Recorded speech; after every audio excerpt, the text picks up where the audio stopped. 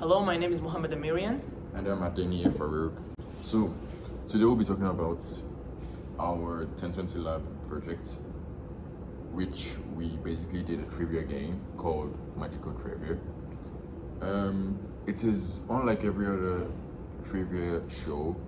The questions in our trivia shows are not pre-prepared. I don't know if there's anything like that, but they're not prepared before the show, so you have to set them right on the spot.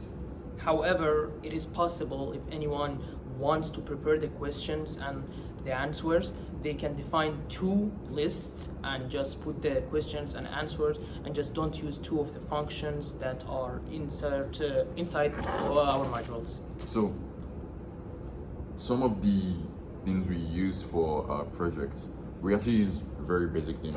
We used our Arduino board, we used two buttons which represent two different players, and we used the LCD RGB screen.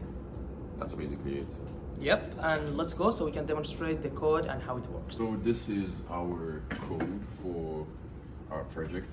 So basically, instead of making our project very long and having like 400 lines of code and all, we had to break them down into modules.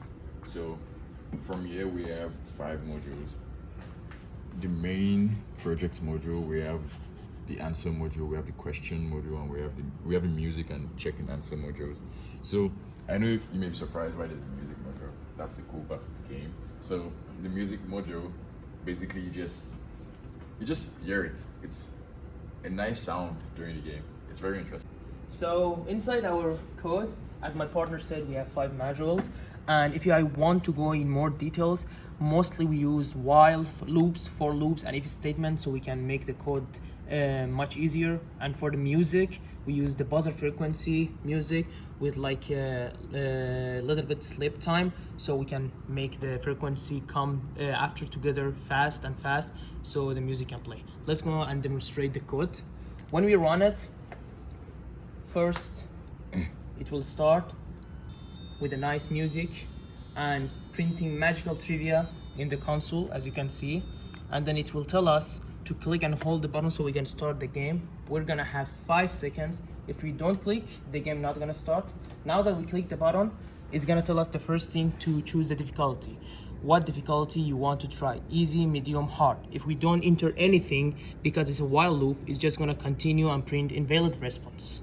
But if we say easy, for example, it's gonna tell the host to enter a question. By the way, one thing that I forgot to mention is that the length of the question, it is completely changeable. But here, so we can demonstrate it so fast, we put it length of easy question 1, medium 2, and hard 3, but it's completely changeable. So let's go to our process. Here, for example, the host should enter a question. We're gonna say, what is your name? What is your name? And a correct answer to it, for example, is Mohammed.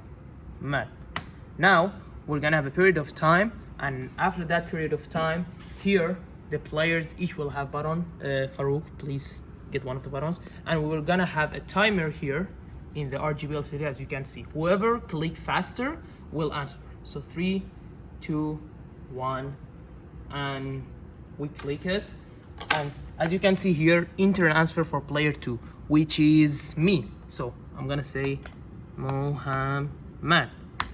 Correct. We got the correct answer. The LCD turned green, and I got 10 points here, as you can see. Now we have also, do you want a bonus question or no? This is completely dependent on the players. If they want a bonus question, everything will be repeated. If they don't want a bonus question, well, they will just say no, and what we'll get is that player 2 won the game because the player 2 had more points. In the end, thanks for playing will be printed. Honestly, it's more fun seeing our projects in person. Yeah, I agree with Farouk, but anyway, thanks for choosing our project to be one of the excellent projects in the class.